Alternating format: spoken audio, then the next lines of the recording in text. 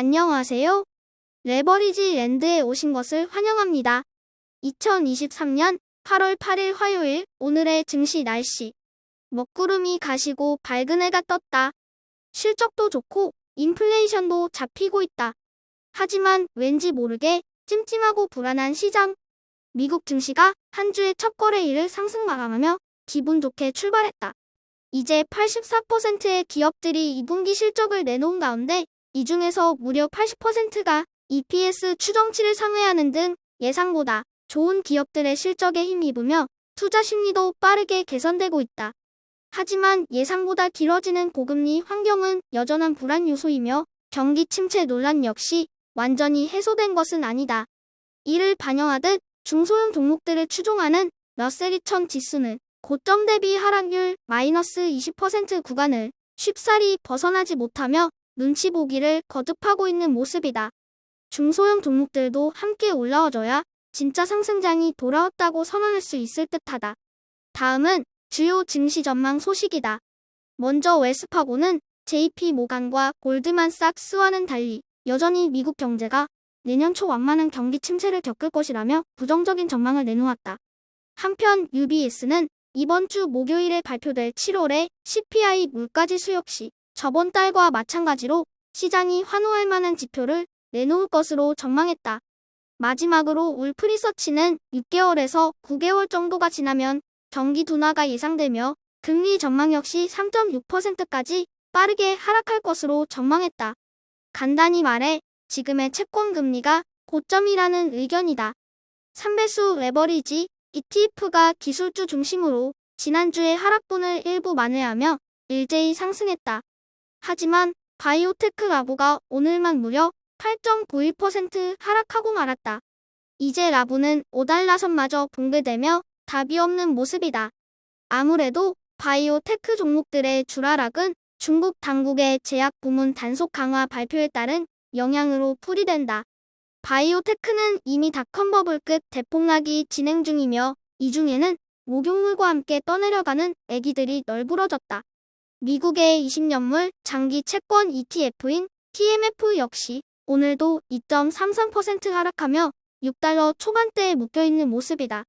지금부터 TMF와 라보를 섞어서 투자한다면 적어도 내년 이맘때는 2배 이상의 수익률은 가능하지 않을까 조심스럽게 예측해본다. 2배수 레버리지 ETF는 종목별 차별화가 심화되는 가운데 오늘도 엇갈린 흐름들을 보여주었다.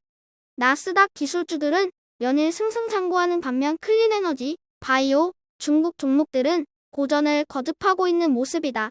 3배수 레버리지 ETF를 역으로 추종하는 곧버스 ETF는 소심줄 같은 반도체와 빅테크의 건재함에 혀를 내둘렀다. 분한 마음에 바람 불면 날아갈 듯 만만한 바이오만 직살나게 두들겨 패고 있는 곧버스. 이제는 목요일에 발표되는 소비자 물가지수 결과만을 초조한 마음으로 기다린다. 다음은 불즈 ETN의 15개 개별 종목 소식이다. 오늘은 애플과 테슬라를 제외한 빅테크 종목들이 일제히 상승하며 불즈 상승세를 주도했다. 애플은 아이폰의 실적 둔화에 대한 우려감에 오늘도 소폭 하락 마감하였으며 애플의 반도체 칩을 공급하는 퀄컴 역시 덩달아 하락하는 모습이다. 다음은 주요 개별 종목 소식이다. 먼저 테슬라의 CFO가 교체된다는 소식이 발표되면 테슬라 주가도 소폭 흔들리며 하락했다. 이 소식이 전해지자 장중한때 5%에 가깝게 하락하기도 하였으나 이번에 교체된 분도 잘하니까 너무 불안해하지 말고 안심하라는 캐시우드 누나의 한마디가 투자자들을 안도시키며 하락폭을 줄였다. 다음으로 뱅크 오브 아메리카가 엔비디아의 실적 호조를 예상하며 목표가를 550달러로 올려잡으며 비중 확대 의견을 제시했다. 마지막으로 UBS도 메타의 생성형 AI 챗봇 공개 가능성을 제기하며 목표가를 400달러로 올려잡으며 역시 비중 확대 의견을 내놓았다. 오늘의 추천 종목은 미국 최대 곡물 회사인 아처 다니얼스 미들랜드이다. 최근에 러시아가 흑해 곡물 협정 중단을 발표했다.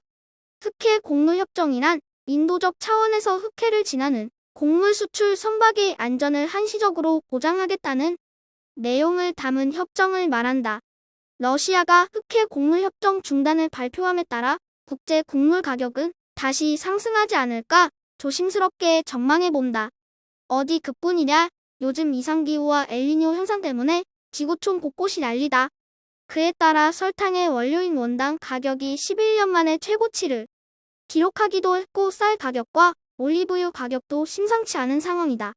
ADM은 전 세계 곡물들의 수집, 보관, 운송, 저장, 거래뿐만 아니라 곡물들을 가공해 식물성 기름 착유, 곡물 도정, 곡물 가루화, 전분과 에탄올 등 기초 가공물 생산을 담당하고 있다. 또한 최근에는 강력한 캐시카우를 바탕으로 바이오 디젤, 프로바이오틱스, 애완동물 사료, 영양 보조제까지 신규 사업을 확장 중이다. ADM의 주가를 움직이는 것은 결국 곡물 가격이다. 하지만 곡물 가격의 타이밍은 그 누구도 맞출 수 없다. 단지 앞으로 식량 위기가 올 가능성이 높다는 방향성만 알 수 있을 뿐이다. 따라서 ADM은 비교적 안정적인 투자를 지향하는 분들에게 추천할 만한 믿음직한 수비형 주식이라고 생각되며 배당 수익률을 기준으로 매달 꾸준히 모아가는 게 좋은 전략이 되지 않을까 싶다. 기후변화 위기 속에 지속적인 성장이 보장되어 있는 ADM을 오늘의 템버거 후보 종목으로 자신있게 추천다. 시장이 여전히 어수선하다. 맘 편하게 투자하고 싶은데 매스컴만 틀면 오른다 내린다 의견이 분분한 가운데 다들 난리법석들이다 보니 불안해서 못 해먹겠다. 그렇다면 좀 기다렸다가 경기가 좋아지면 투자해야 할까? 분위기가 좋아지고 태평성대가 찾아왔을 때 투자하면 맘 편하게 투자할 수 있는 거 아닐까? 왜? 굳이 지금과 같이 불안정한 상황에서 투자해서 맘고생을 사서 해야 하는 걸까? 뭔가 확실한 거, 안정적인 것을 꿈꾸지만 미안하지만 그런 건 이 세상에 존재하지 않는다. 그 어떤 투자처도 100% 확실한 것은 없다. 현금이 가장 확실하다고? 웃기는 소리다.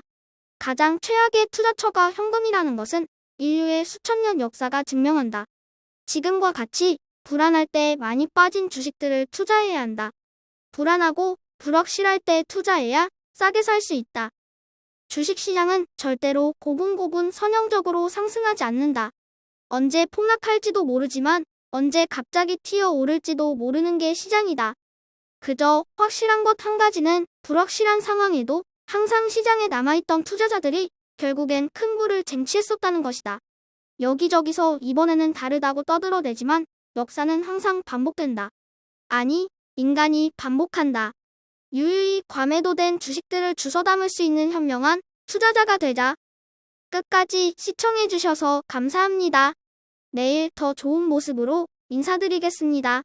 행복한 하루 되세요.